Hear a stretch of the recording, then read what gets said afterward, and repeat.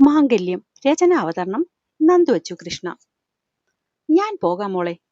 അവളുടെ ഓട്ടം കാണി പിന്നീന്ന് മാഷ് വിളിച്ചു. വേണ്ടച്ചാ, ഞാൻ പോയി നോക്കട്ടെ. വയ്യെങ്കിൽ ഞാൻ സഹായിക്കാമെന്ന് പറഞ്ഞതാ. അതെങ്ങനെയാ? അസുഖമില്ലെന്ന് പറഞ്ഞ് അച്ഛന്റെ മോന് എല്ലാം തനിയെ ചെയ്യണമല്ലോ. ചെറുതായി പരിഭവിച്ചുകൊണ്ട് അവൾ ഹരിയുടെ മുറിയിലേക്ക് നടന്നു. വാതിലിനടുത്തെത്തിയതും പെണ്ണൊന്ന് തിരിഞ്ഞു നിന്നു. അതെ, സത്യം പറയാലോ അച്ഛാ, ചില നേരത്തുണ്ടല്ലോ ആ കുഞ്ഞിപ്പെണ്ണിന്റെ അപ്പനാണെന്ന് പറയുന്ന കുരുത്തക്കേടുകളാ അപ്പന്റെ മോന്റെ കയ്യില്. ചെറുതായി പിറുപിറുത്തുകൊണ്ട് അവൾ വേഗം മുറിക്കകത്തേക്ക് ചെല്ലുമ്പോൾ കാണുന്നത് കൈലിയുടുത്ത് പുറത്തേക്ക് ഇറങ്ങി വരാൻ തുടങ്ങുന്ന ഹരിയെയാണ്. ഹരിയേട്ടൻ തല നനച്ചോ? ഡോക്ടർ പറഞ്ഞതല്ലേ കുറച്ചു ദിവസത്തേക്ക് തല നനയ്ക്കരുതെന്ന്. തല തുവർത്തിക്കൊണ്ട് വരുന്നവന്റെ അടുത്തേക്ക് മണിക്കുട്ടി ഓടിയെത്തി വഴക്കു പറഞ്ഞു. അതേസമയം തലയിൽ തോർത്തുകൊണ്ട് ഒരു കെട്ടും കെട്ടി നെറ്റിയിൽ ഭസ്മക്കുറിയിട്ട് വരുന്നവളുടെ മുഖത്തായിരുന്നു ഹരിയുടെ കണ്ണുകൾ. ഹരിയേട്ടൻ എന്നിട്ട് നന്നായി ദേഹവും തുടച്ചല്ലേ? ദേ ശരീരം മുഴുവനും വെള്ളം. ഹരിയേട്ടന് വന്ന പനി മാറ്റാനുള്ള ഉദ്ദേശമൊന്നും ഇല്ലേ? അതോ പോയ പനിയെ വീണ്ടും വിളിച്ച് വീട്ടിലേക്ക് കയറ്റുവോ? പെണ്ണ് പെട്ടെന്ന് അലമാര തുറന്ന് മറ്റൊരു തോർത്തെടുത്തുകൊണ്ട് അവന്റെ ദേഹം തുടയ്ക്കാൻ തുടങ്ങിയതും ഹരി അവളെ കൈത്തണ്ടയിൽ പിടിച്ചു വലിച്ച് തന്റെ നെഞ്ചിലേക്കിട്ടു. ഒപ്പം ഇടുപ്പിലൂടെ കൈ ചുറ്റി അവളെ തന്റെ നനഞ്ഞ ദേഹത്തേക്ക് അമർത്തിപ്പിടിക്കാനും അവൻ മറന്നില്ല. വെള്ളത്തുള്ളികളാൽ നനഞ്ഞ അവന്റെ നെഞ്ചിലെ രോമക്കാടുകളിലേക്കാണ് പെണ്ണിന്റെ മുഖം അമർന്നുപോയത്. ആ നേരം വരെ അവനെ ദേഷ്യത്തോടെ ചൊടിച്ചു നിന്നവളുടെ ശബ്ദം ഒറ്റ നിമിഷം കൊണ്ടാണ് നിലച്ചത്. ഒപ്പം അവളുടെ ഹൃദയമിടിപ്പും വല്ലാതെ ഉയർന്നു. അതറിഞ്ഞെന്നോണം ഹരി അവളെ അല്പം കൂടി ചേർത്ത് പിടിച്ചതും പെണ്ണ് തന്റെ പെരുവിരലിൽ ഉയർന്നു പൊങ്ങിപ്പോയി. നന്ദേട്ടാ! ഒപ്പം കൈകൾ രണ്ടും അവന്റെ തോളിലും മുറുകി. കണ്ണേ! ആകെ വിയർത്ത് കുളിച്ച് നാണത്താൽ ചുവന്നു നിൽക്കുന്ന പെണ്ണിനെ നോക്കി ഹരി മൃദുവായി വിളിച്ചതും അവൾക്ക് അവന്റെ മുഖത്തേക്ക് നോക്കാൻ കഴിയാത്ത വിധം ലജ്ജ വന്നു മൂടി. പെണ്ണിന്റെ ചുവന്നു കൊടുത്ത കവിളുകൾ ഇത്രയും അടുത്ത് കണ്ടതും സ്വയം നിയന്ത്രിക്കാൻ വയ്യെന്ന പോലെ ഹരി അവളുടെ കവിളിലേക്ക് ആഴത്തിൽ അമർത്തി ചുംബിച്ചു. ഡാ ഹരി, എന്റെ ഫോണ്! ബാക്കി പറയാൻ തുടങ്ങിയ ആൽബി പെട്ടെന്ന് കൺമുന്നിലെ കാഴ്ച കണ്ട് വാതിൽക്കൽ തറഞ്ഞു നിന്നുപോയി. പെട്ടെന്നുണ്ടായ കാൽമെരുമാറ്റം കേട്ട് മണിക്കുട്ടി ഞെട്ടിപ്പിടഞ്ഞ് ഹരിയുടെ നെഞ്ചിൽ നിന്നും അകന്നു മാറി. നാണം കൊണ്ട് ആകെ തളർന്നവർ ഒരു നിമിഷം കൊണ്ട് ഹരിയുടെ പിന്നിലേക്ക് ഒളിച്ചു. ഹരിയാണെങ്കിൽ ഒന്നും സംഭവിക്കാത്ത മട്ടിൽ കൈലി ഒന്നുകൂടി മുറുക്കിയെടുത്ത് ആൽബിയെ നോക്കി വൃത്തിക്കങ്ങ് ഇളിച്ചു കാട്ടി. ഛേ, എന്തോന്നടേ! പനിക്കാരനാണെന്ന് പറഞ്ഞ് നോക്കാൻ വന്ന എന്നെ വേണം തല്ലാൻ!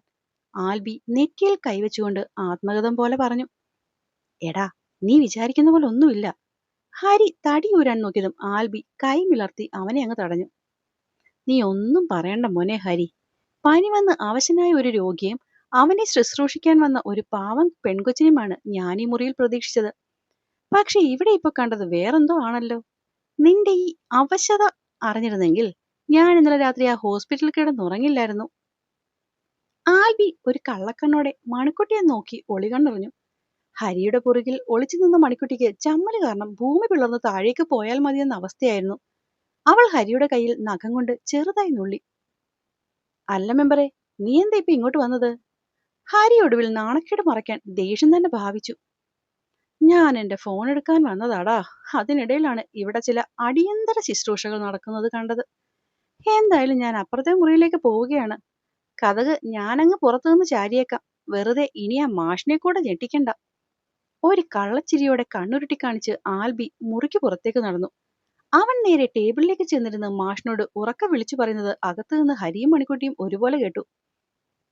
മാഷച്ചാ, ദേ നിങ്ങളുടെ മോന് പനിയൊക്കെ മാറി നല്ല ആരോഗ്യം വന്നിട്ടുണ്ട് കേട്ടോ. ഇനി നമ്മളിവിടെ നിൽക്കേണ്ട ആവശ്യമൊന്നും ഇല്ലെന്നാ തോന്നുന്നത്. അത് കേട്ടത് മണിക്കുട്ടി ഹരിയെ ദേഷ്യത്തോടെ ഒന്ന് നോക്കി. ഒപ്പം അവന്റെ നെഞ്ചിലൊരു കുത്തും കൊടുത്ത് ഒറ്റ ഓട്ടത്തിന് അടുക്കളയിലേക്ക് മറിഞ്ഞു. ഹരി നെഞ്ചിൽ തടവിക്കൊണ്ട് ചിരിയോടെ കട്ടിലേക്ക് വീണു. ആൽബി കീഴിലിരുന്നങ്ങനെ ഉച്ചത്തിൽ വിളിച്ചു പറഞ്ഞത് കേട്ടതും ഡൈനിങ് ടേബിൾ എല്ലാവർക്കുമുള്ള പാത്രങ്ങൾ എടുത്തു വയ്ക്കായിരുന്ന മാഷിന്റെ കൈകൾ ഒന്ന് അറച്ചു നിന്നു. അദ്ദേഹം തിരിഞ്ഞ് ആൽബിയെ നോക്കി. ആൽബിയുടെ മുഖത്തെ കള്ളച്ചിരി കണ്ടപ്പോൾ തന്നെ മാഷിന് കാര്യം ഏകദേശം പിടികിട്ടി. എങ്കിലും ഒന്നും അറിയാത്ത മട്ടത്തിൽ അദ്ദേഹം ചോദിച്ചു, അതെന്താടാ ആൽബി നീ അങ്ങനൊക്കെ പറഞ്ഞത്? അവന് ശരിക്കും പനി കുറവുണ്ടോ? കുറവോ? എന്തു കുറവ്? പനിയൊക്കെ എപ്പോഴേ പമ്പ കടന്നു മാഷച്ചാ.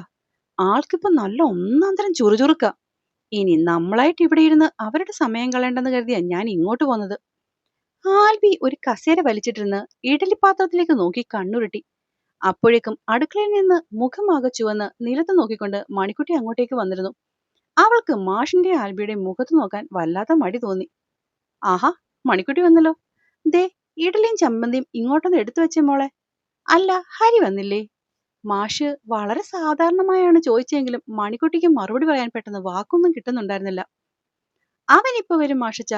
ചിലപ്പോ ദേഹം ഒന്നുകൂടി തുടയ്ക്കേണ്ടി വന്നിട്ടുണ്ടാകും. അല്ലേടി മണിക്കുട്ടി? ആൽബി വീണ്ടും താങ്ങി പറഞ്ഞതും മണിക്കുട്ടി അവനെ ദേഷ്യത്തോടൊന്ന് നോക്കി പേടിപ്പിച്ചു. ആ നോട്ടം കണ്ടതും ആൽബി ചിരി അടക്കാൻ പാടുപെട്ടു. അപ്പോഴേക്കും പുറത്തുനിന്ന് ഷർട്ടൊക്കെ മാറിയിട്ട് വലിയ ഗൗരവം നടിച്ചുകൊണ്ട് ഹരിയും അങ്ങോട്ടേക്ക് നടന്നു വന്നിരുന്നു. ഒപ്പം ഒന്നും സംഭവിക്കാത്ത രീതിയിലുള്ള അവന്റെ ആ നോട്ടം കണ്ടതും ഒപ്പം ആൽബിയെ ഒന്ന് സൂക്ഷിച്ചു നോക്കി ഇപ്പുറത്തുള്ള കസേരയിലേക്ക് അവൻ വന്നിരുന്നു. വന്നിരുന്നപ്പോൾ മുതൽ തന്നെ നോക്കി ചിരിക്കുന്നവനെ ആദ്യമൊക്കെ ഗവനിച്ചില്ലെങ്കിലും കുറച്ചു കഴിഞ്ഞതും ഹരിക്ക് കലിപ്പിളകി. എന്താടാ മെമ്പറെ, നിനക്കൊരൊളിഞ്ഞ ചിരി? അവന്റെ കളിയാക്കൽ കണ്ട് ഹരി ഇത്തിരി ഗൗരവമിട്ടു. ഓ, ഞാൻ എന്റെ ഒരു ഫോൺ എടുക്കാൻ പോയ കാര്യമോർത്ത് ചിരിച്ചു പോയതാന്നേ. ആൽബിയെ ഒട്ടും കുറച്ചില്ല. ഓ, നീയേ അങ്ങനെ കൂടുതൽ തമാശിക്കണ്ട. ഹരി പല്ല് കടിച്ചു. ഏ, അതിന് നീയല്ലേ ആൽബി കുറച്ചു മുന്നേ ഫോൺ എടുക്കാനെന്നും പറഞ്ഞ് അങ്ങോട്ട് പോയത്? എന്തേ, കിട്ടിയില്ലേടാ? മാഷച്ചൻ അവനെ കണ്ണു ചുരുക്കിയോ നോക്കി. കിട്ടി മാഷിച്ചാ, അത് കിട്ടിയ കഥയൊന്നും പറയാതിരിക്കുക ഭേദം. ഹൂ, അല്ല എന്തൊക്കെയായിരുന്നു, കെട്ടുന്നു കെട്ടിക്കുന്നു.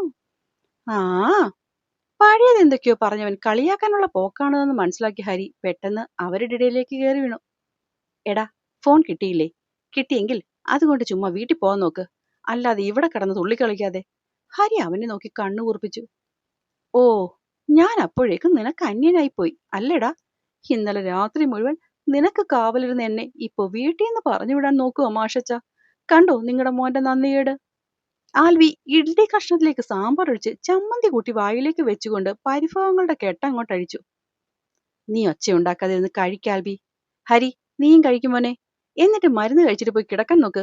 രണ്ടും കൂടി ചേർന്ന പിള്ളേരെക്കാളും കഷ്ടമാണ്. മാഷ് അവർക്ക് രണ്ടുപേർക്കും ചായ പകർന്നുകൊണ്ട് പറഞ്ഞു. മണിക്കുട്ടി ചായ ഗ്ലാസുകൾ ടേബിളിലേക്ക് വെക്കുന്നതിനിടയിൽ ഹരിയുടെ കൈകൾ അറിയാതെ അവളുടെ കൈവിരലുകളൊന്നും തൊട്ടു. പെട്ടെന്ന് ഷോക്കടിച്ച പോലെ അവൾ കൈ പിൻവലിച്ച് ഹരിയെ നോക്കി. ഹരി എപ്പോഴും ഒരു കള്ളച്ചിരിയോടെ അവളെ തന്നെ നോക്കുന്നുണ്ടായിരുന്നു. അവള് അവനെ നോക്കി ഒന്ന് കണ്ണുവെട്ടി. എന്നിട്ടും അവിടെ വലിയ കുലുക്കമൊന്നുമില്ല. പെണ്ണ് പിന്നെയും ചുണ്ടു കൂർപ്പിച്ചതും ഉമ്മ വെക്കുന്ന പോലെ ഒരു ആക്ഷൻ അവിടെ നിന്ന് കണ്ടതും പെണ്ണ് ഞെട്ടിപ്പോയി. അത് കണ്ടതും ഹരി കുനിഞ്ഞിരുന്ന് അങ്ങോട്ട് ചിരിക്കാൻ തുടങ്ങി. ഇനിയും താനിവിടെ നിന്നാൽ അവൻ കാണിക്കുന്ന കുരുത്തക്കേടുകൾ കൂടുമെന്ന് തോന്നിയതും ആൽബിയും മാഷും കാണാതിരിക്കാൻ അവൾ വേഗം അടുക്കളയിലേക്ക് തന്നെ തിരിഞ്ഞു കിടന്നു. എന്തായാലും സീതമ്മയുടെ ഇഡലിയും ചമ്മന്തിയും സൂപ്പറായിട്ടുണ്ട്. എനിക്ക് വയറ് നിറഞ്ഞു. ഇനി ഞാൻ നേരെ പോയി കിടന്നുറങ്ങാൻ പോവുകയാണ്. ആരും എന്നെ വിളിച്ചേക്കരുത്, കേട്ടല്ലോ. ആഹാരം കഴിച്ചെഴുന്നേറ്റ് വന്ന ആൽബി കൈ കഴുകിക്കൊണ്ട് ഉറക്കെ വിളിച്ചു പറഞ്ഞു. നീ പോയി അപ്പുറത്തെ മുറിയിൽ കിടന്നോടാ. ഫോൺ ഇങ്ങ് തന്നേരെ. മണിക്കുട്ടി പറഞ്ഞ പോലെ അത് സൈലന്റ് ചെയ്ത് വെച്ചേക്കാം, അല്ലെങ്കിൽ ആരെങ്കിലും ഒക്കെ വിളിച്ച് നിന്റെ ഉറക്കം അങ്ങ് മുറിയും. ഹരി പറഞ്ഞത് കേട്ടതും ആൽബി ഫോൺ ടേബിളിലേക്ക് വെച്ചു. ദാ വെച്ചിരിക്കുന്നു. അപ്പൊ എല്ലാവർക്കും ഗുഡ് നൈറ്റ്, അല്ല ഗുഡ് മോർണിംഗ് പറഞ്ഞുകൊണ്ട് ആൽബി മുറിയിലേക്ക് നടന്നു. മാഷും ടേബിളിൽ നിന്ന് എഴുന്നേറ്റു. എന്നാ ഞാൻ അങ്ങോട്ട് ഇറങ്ങട്ടെ ഹരി. സീത അവിടെ ഒറ്റയ്ക്കേ ഉള്ളൂ. ശ്രീധരൻ കൃഷിഭവനിലേക്ക് പോയി. പൂവ് ഉറങ്ങിക്കാണും. മോളെ നോക്കണമല്ലോ. ഉച്ചയ്ക്ക് ഫുഡ് ഞാൻ ഇങ്ങോട്ട് എത്തിക്കാം. നിങ്ങൾ രണ്ടുപേരും സമാധാനമായിട്ട് കിടന്നുറങ്ങിക്കോ, കേട്ടോ. മാഷ് സ്നേഹത്തോടെ ഹരിയുടെ തലയിൽ കൈവച്ച് ഉമ്മറത്തേക്ക് നടന്നു. ഹരിയും മണിക്കുട്ടിയും കൂടി മാഷിനെ യാത്ര അയക്കാൻ എന്ന പോലെ വാതിലിലേക്ക് ചെന്നു. മാഷും കൂടി പടിയിറങ്ങിയതോടെ ആ വലിയ വീട്ടിൽ പെട്ടെന്നൊരു മൗനം. ഉമ്മറത്തെ വാതിൽ ചാരി മണിക്കുട്ടി തിരിഞ്ഞു നിന്നതും മുന്നിൽ കൈയും കെട്ടി ഒരു കള്ളച്ചിരിയോടെ നിൽക്കുന്ന ഹരിയെയാണ് കണ്ടത്. അവന്റെ നോട്ടം കണ്ടത് പെണ്ണിന് വീണ്ടും പരിഭ്രമം കയറി. അവൾ അവനെ വെട്ടിച്ച് അടുക്കളയിലേക്ക് നടങ്ങാനാഞ്ഞതും ഹരി പെട്ടെന്ന് കൈനീട്ടി അവളുടെ വഴി തടഞ്ഞ് തിണ്ണയിലോട്ട് ചേർത്ത് നിർത്തി. എന്താടി, ഇപ്പൊ എന്റെ മുഖത്തേക്ക് നോക്കാൻ നിനക്കൊരു മടി? ഹരി അവളുടെ മുഖത്തേക്ക് അല്പം ചാഞ്ഞുകൊണ്ട് ചോദിച്ചു. മാറിക്ക ഹരിയേട്ടാ, ആൽപ്പിച്ചിനപ്പുറത്തുണ്ട്. ഉറങ്ങിയാൻ കാണത്തില്ല. ശബ്ദം എങ്ങനെ കേട്ടം അയാൾ ഇങ്ങോട്ട് വന്നാലുണ്ടല്ലോ കൃഷ്ണ. അവിടെ ചുറ്റും നോക്കി പേടിയോടെ പറഞ്ഞു. അവനെ മര്യാദയ്ക്ക് ഉറങ്ങാൻ പോയതാ. ഇനി ഒച്ച വെച്ച് അവൻ ഈ വഴിക്ക് വിളിക്കല്ലേ നീ. എന്തായാലും ഉച്ചയാവാതെ അവന്റെ ഉറക്കം മാറില്ല. ഹരി അവളുടെ ഇടുപ്പിലൂടെ കൈചുറ്റി തന്നിലേക്ക് കുറച്ചുകൂടി അടുപ്പിച്ചു. ഹരിയേട്ടന് ശരിക്കും പനി മാറിയോ? അതോ ആൽപ്പിച്ചൻ പറഞ്ഞ പോലെ എന്നെ പറ്റിക്കാൻ നോക്കുവാണോ? അവന്റെ നെഞ്ചിൽ കൈവച്ച് ചെറുതായി തള്ളിമാറ്റാൻ ശ്രമിച്ചുകൊണ്ട് പെണ്ണ് ചോദിച്ചു. പനിയൊക്കെ എപ്പോഴേ മാറി കണ്ണേ. നിന്റെ മുഖം കണ്ടപ്പോഴേ പകുതി മാറിയതാ. ബാക്കി ഇപ്പോൾ നീ വിചാരിച്ചാൽ മാറ്റിത്തരാവുന്നതൊക്കെ ഉള്ളൂ. ഒരു കള്ളച്ചിരിയോടെ പറഞ്ഞുകൊണ്ടവൻ അവളുടെ താടിയിൽ പിടിച്ച് മുഖം അല്പം ഉയർത്തി. ഒപ്പം അവളുടെ വിറയ്ക്കുന്ന ചുണ്ടുകളിലേക്ക് അവൻ നോക്കിയതും മണിക്കുട്ടി കണ്ണുകൾ ഇറക്കിയടച്ചു. എന്നാൽ അവൾ പ്രതീക്ഷിച്ച പോലെ ചുണ്ടുകളിലല്ല, ഇത്തവണ അവളുടെ നെറ്റിയിലെ ഭസ്മക്കുറിയിലാണ് ഹരിതന്റെ അതരങ്ങൾ തൊട്ടത്. വല്ലാത്തൊരു ആത്മബന്ധത്തോടെയുള്ള ആ ചുംബനത്തിൽ മണിക്കുട്ടിയുടെ കൈകൾ അറിയാതെ തന്നെ തോളിൽ മുറുകിപ്പോയി. കണ്ണേ, അവനിൽ വല്ലാത്തൊരു ശ്വാസത്തള്ളിച്ചയുണ്ടായി. ആ ചുണ്ടുകൾ അവളുടെ കാതിലൊന്ന് മെല്ലെ ഊതി. പെണ്ണ് പിടഞ്ഞു. വേണ്ട ഹരിയേട്ടാ, വയ്യാത്തതാ. ഉറങ്ങണ്ടേ? പോയി കിടന്നുറങ്ങാൻ നോക്ക് ഹരിയേട്ടൻ. രാത്രി മുഴുവൻ ഉറങ്ങിയില്ലല്ലോ. അവന്റെ സാമീപ്യം തീർക്കും പരവേശത്തിൽ ഇനിയൊന്നും വയ്യെന്ന പോലെ കണ്ണുകൾ പതിയെ തുറന്നവൾ എന്തൊക്കെയോ ചിതറി പറഞ്ഞു. നീയും വാ.